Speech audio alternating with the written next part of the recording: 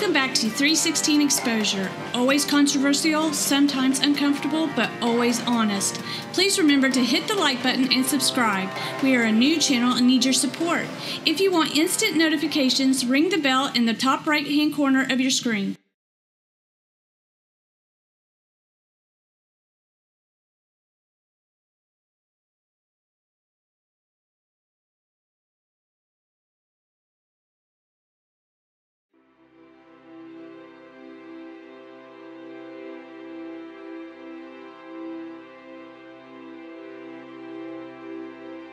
If I asked you what the leading cause of death in the world is, would you say? You had an appointment? I had my appointment with I got the results and I had an appointment with Dr. Valerie. And first of all, I just want you to say that, I want to say to you that it is such a miracle that I have these amazing doctors in my world, like Dr. Ann Murray, when I was pregnant. Mm-hmm. And so I have a positive, very abnormal test result, which means that which basically means that I have breast cancer. And it's a miracle. That's the way I'm looking at it. It's a miracle. And I have a plan. I just have a total plan. Answer wouldn't be a bad guess. This disease kills more than 8 million people every year, but it's not the right answer. Come on, sit down. Sit down for me, all the way down. That's it. Excuse me, have you got a mobile? Can you call an ambulance? I think my friend's having a heart attack. Okay, it's all right. Somebody's calling an ambulance, okay? Heart disease wouldn't be a bad guess either. Heart attacks kill more than 610,000 people every year in the United States. But it's not the right answer. It's in front of the high school. There's two cars just collided. One of them was just driving and drove into another one, and somebody just flew out of the windshield. There's somebody on the car, on the hood of the car. Okay, is this going to be on Bush or? On Bush. And what's the vehicles look like? I'm sorry? What kind of vehicles are they? What color? I can't tell. It's just one of them looks like a Chrysler, and I can't tell what the other one is. Okay. There's a lot of glass, and there's a lot of blood. Okay, your name? Your name? This is Valerie. Did you guess auto accidents? Nearly 1.25 million people die in road crashes each year. On average, 3,287 deaths a day. Sorry, that's not it either. You might then consider AIDS or smoking or alcohol-related deaths. Combined, the three are responsible for the deaths of over 11 million people around the world. No, that's not it either. The leading cause of death in the world is none of those. In fact, it kills more people than all of them combined. Oddly enough, it is not a disease or by any means an accident. 9 out of 10 deaths are elective. That is to say, they happen because someone felt the person is not wanted and has no right to live. I'm sorry, although tragic, it's not suicide either. Let's speak hypothetically. In the worst possible scenario, North Korea's most powerful nuclear bomb set to Florida would endure over 7.5 million fatalities and another 4.2 million injuries as a result.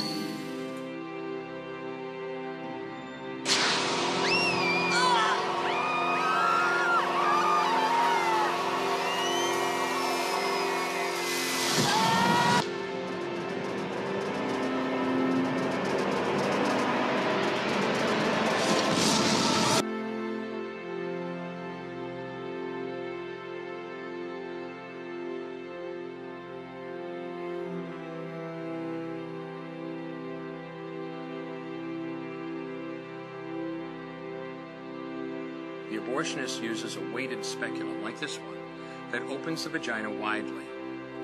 Because second trimester babies are so large, this greater access facilitates a late-term abortion. Late-term abortion requires that the cervix be prepared 24 to 48 hours in advance with laminaria. Laminaria is a type of sterilized seaweed that absorbs water over 8 to 12 hours and swells to several times its original diameter. Once removed, metal dilators can be used to further open the cervix as needed. Once the cervix has been stretched open, the suction tube is placed inside. A baby at 20 weeks gestation is as big as the length of my hand, from head to rump, not counting the legs. The suction machine is turned on, and pale yellow amniotic fluid surrounding the baby is suctioned out through the catheters. With babies this big, they don't fit through catheters this size. The baby's bones and skull are too strong to be torn apart by suction alone. This is a Sofer clamp. A Sofer clamp is made of stainless steel. It's about 13 inches long. The business end is about 2.5 inches long and 1/2 inch wide, and there are rows of sharp teeth. This is a grasping instrument. When it gets a hold of something, it does not let go. The abortionist uses this clamp to grasp an arm or leg. Once he has a firm grip, the abortionist pulls hard in order to tear the limb from the baby's body. One by one, the rest of the limbs are removed, along with the intestines, the spine, and the heart and lungs. Usually the most difficult part of the procedure is extracting the baby's head, which is about the size of a large plum at 20 weeks. The head is grasped and crushed. The abortionist knows he has crushed the skull when a white substance comes out of the cervix. This was the baby's brains. The abortionist then removes skull pieces. He removes the placenta and any leftover parts of the baby with a curette, scraping the lining of the uterus for any remaining tissue. The abortionist then collects the baby parts and reassembles them to make sure that there are 2 arms, 2 legs, and all the pieces. Once all the parts have been accounted for, the abortion is complete.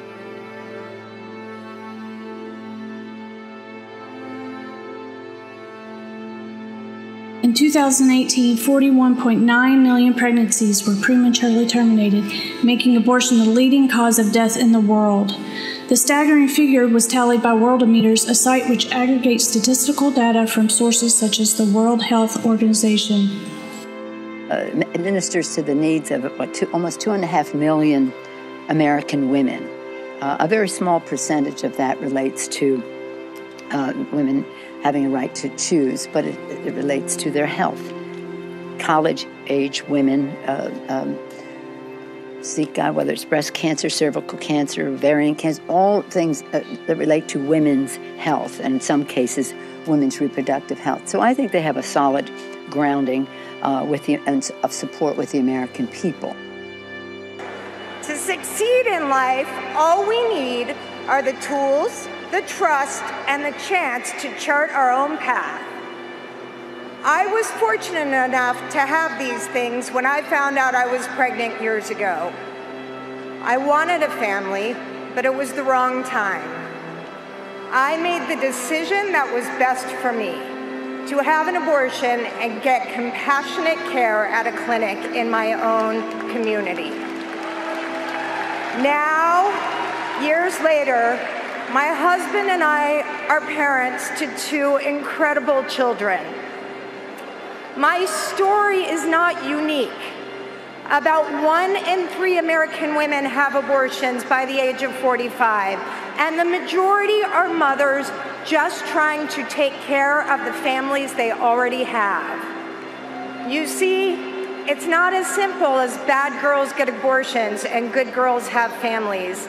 We are the same women at different times in our lives, each making decisions that are best for us.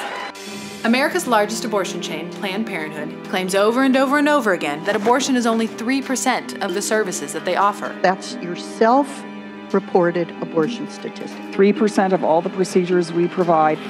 It's in their annual report. It's on their website. And their supporters say it all the time. And abortions only comprise 3% of Planned Parenthood's health services. Abortion services only account for about 3%. Because only 3% of what Planned Parenthood does is abortions. 3% of patients visit Planned Parenthood for a safe and legal abortion. Here's why that statistic is completely bogus, and why the senior editor of the online magazine Slate said that the 3% stat was the, quote, most meaningless abortion statistic ever, and why the Washington Post fact checker gave Planned Parenthood's 3% statistic 3 Pinocchios, marking it as, quote, very misleading. Let's look at the numbers. According to their own annual report, Planned Parenthood commits over 300,000 abortions per year. Last year alone, they did 323,999 abortions, which averages to 887 abortions per day, 37 abortions per hour, 1 abortion every 97 seconds. Again, Planned Parenthood commits 1 abortion every 97 seconds. But how much of what Planned Parenthood does is abortion? Well, let's divide the number of abortions they do in a year by the number of patients they see in a year. 323,999 abortions for 2.5 million patients means that 1 in 8 patients who walk into Planned Parenthood will undergo an abortion. Not 1 in 33, Elizabeth Warren, 1 in 8. It's easy to see where Planned Parenthood's priorities are. They commit 160 abortions for every 1 adoption referral. Though Planned Parenthood constantly talks about their breast exams and Pap tests, they only do less than 1% of the nation's Pap tests and 1.8% of the nation's breast exams, while they do 30.6%, a third of the nation's abortions. But that's a public relations problem. So Planned Parenthood came up with a creative way to make their big business, abortion, look very small. To get the 3% figure, Planned Parenthood divides abortions by the number of so-called services, which they define as a discrete clinical interaction. And they count all these services equally, regardless of the cost, time, or effort it takes to render that service. So an entire abortion procedure, which can cost from $390 to $1,500, is counted the same as a pregnancy test, which a girl could get at a pharmacy for $10. In this way, Planned Parenthood is able to count 9.4 million services. Divide 323,999 abortions by 9.4 million services, and they get 3%. It's easy to see why this math is completely ridiculous. Say a woman goes to Planned Parenthood to get an abortion. She gets her pregnancy test, the abortion procedure, an STI test, and some contraceptives. In one visit, she gets 4 services, one of which is the actual abortion. So Planned Parenthood would say that abortion was only 25% of what they did for that woman, who came into the clinic only for an abortion. Well, by this math, even if 100% of Planned Parenthood patients got an abortion, they would still say abortion is only 25% of their services. Such distorted calculations could be used to obscure the purpose of any business. It would be like the NFL saying that because they sold 5 million hot dogs in a season and there were only 256 games, football is only 0.005% of what they do. Or it'd be like a steakhouse saying, actually, steak is only a very small percentage of what we serve because we also serve salad, mashed potatoes, french fries, beer, wine, soda, water, butter, salt, pepper, ketchup, toothpicks, and breath mints. We'd say, yeah, right, you're a steakhouse. Just like Planned Parenthood is an abortion corporation.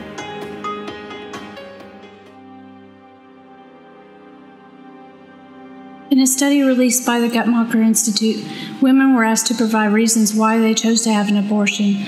Multiple responses were permissible of those who gave at least one reason. 89% gave at least 2, 72% gave at least 3. Nearly 75% said they could not afford to have a baby. Of those women who gave 2 or more answers, the most common response, inability to afford a baby, was most frequently followed by one of the 3 other reasons. Pregnancy, birth, baby, would interfere with school or employment, reluctant to be a single mother or experiencing relationship problems, done with childbearing or already have other children dependents. Women specified these reasons that led to their abortion decision. Percentage totals will not add up to 100% as multiple answers were permissible. 74% felt having a baby would dramatically change my life, which includes interrupting education, interfering with job and career, and or concern over other children or dependents.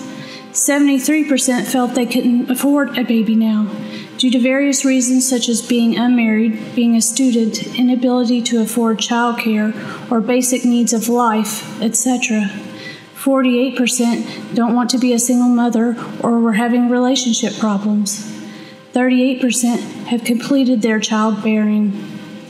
32% were not ready for another child. 25% don't want people to know I had sex or got pregnant. 22% don't feel mature enough to raise another child.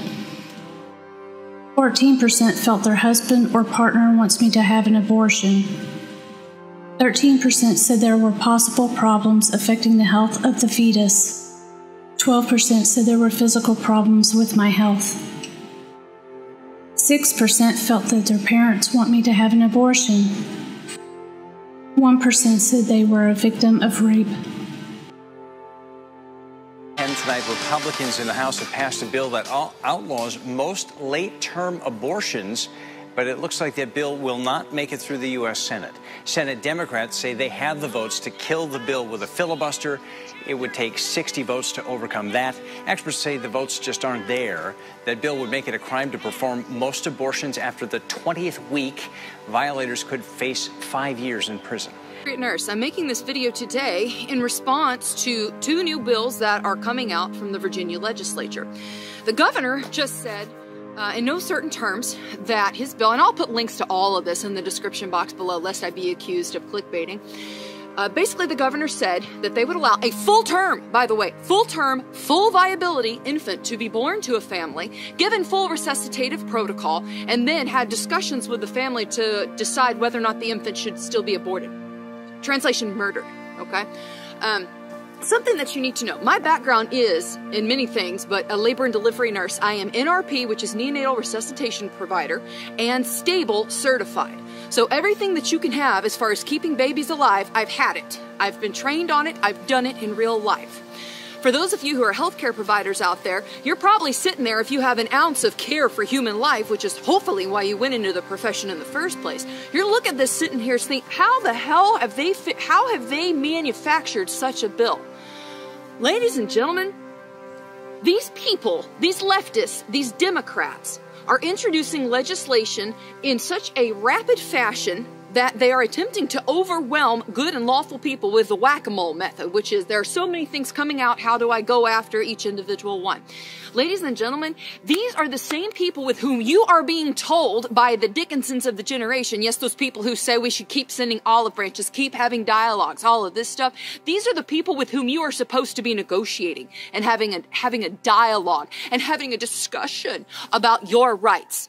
So now, they don't just want your right to defend yourself, they want to be able to murder infants.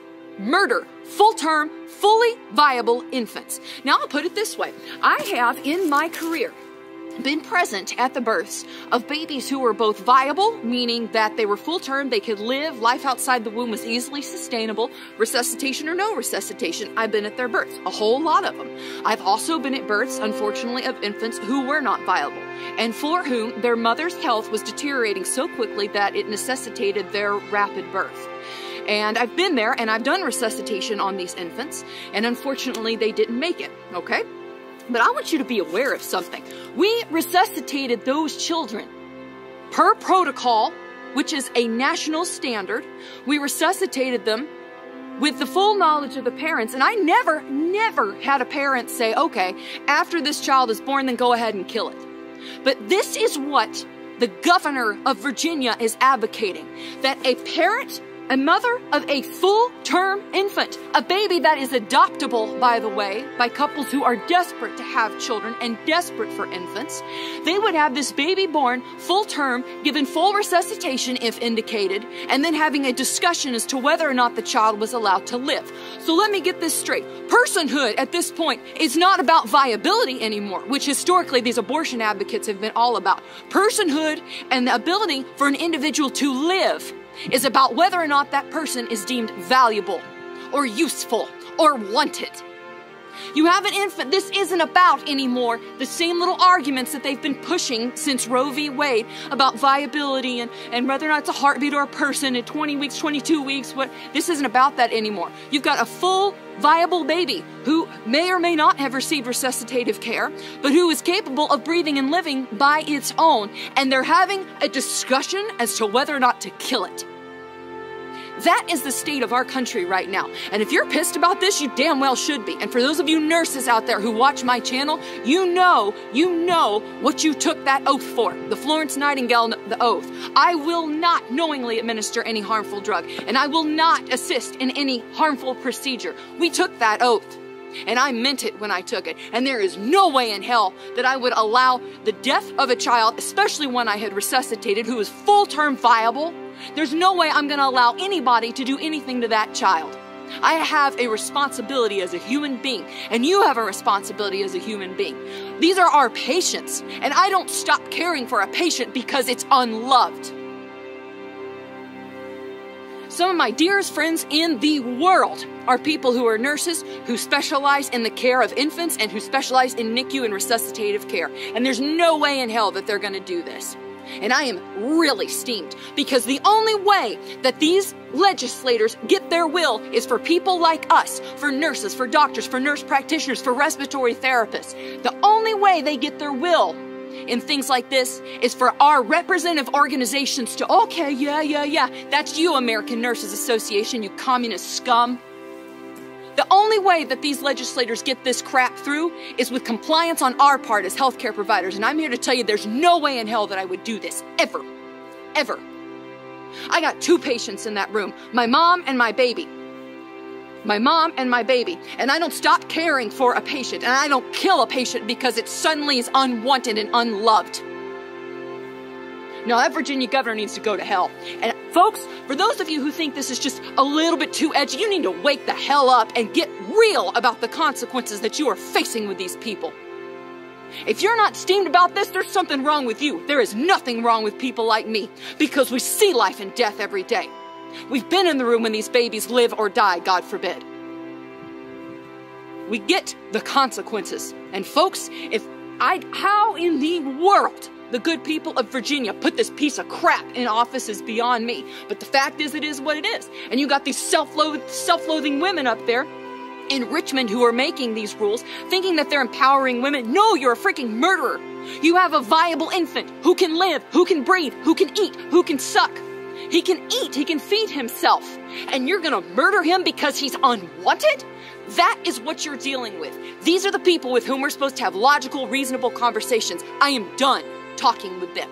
We're not talking anymore. I'm not talking with you about my gun rights. I'm not talking with you about anything related to life, liberty, and the pursuit of happiness, because it's abundantly clear to me that you absolutely hate and deplore it if it's not someone voting for you.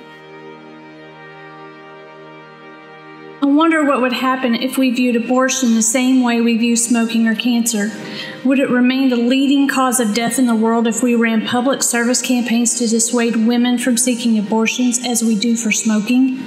Or if we spent billions of dollars on research to save lives as we do with cancer? The sad truth is our culture champions and celebrates abortion. One pro-choice group took it to the next level recently, releasing a video of its founder talking with children about why abortion is good. They just sucked the pregnancy out. It was like a really crappy dentist appointment or something, like a body thing that's kind of uncomfortable, she explains to 2 preteen girls in the video. Thankfully, the video has since been removed. Notice the choice of words. They suck the pregnancy out.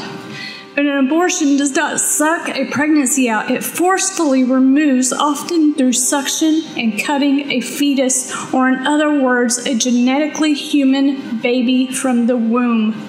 That's the message our culture is communicating to our children today, that a baby is only valuable when it doesn't interfere with your life plans and your personal fulfillment. Believe it or not, as outrageous as this may sound, many of our elected officials believe that.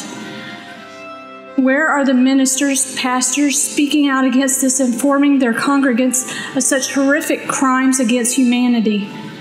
A baby can be disposed of for many reasons during all 9 months of his or her gestation in some states without any penalty. Other than the obvious murder of an innocent baby, the problem that most fail to see is that the cultural acceptance will lead to other atrocities. Who will be next on the unwanted list? The terminally ill? The handicapped? Christians? Jews? Anyone who disagrees with anything that is deemed politically incorrect? This cancer, this horrific sin, needs to be stopped. If it isn't, those pushing this political agenda will reach further into society and then determine who has the right to live and who should be exterminated. This is also the plan of those who are heading for population control and that wicked agenda. Hitler has taught the leftists quite well. That's my take, and I would love to hear yours as well. Please leave your thoughts in the comments below. Until next time, God bless, fellow patriots.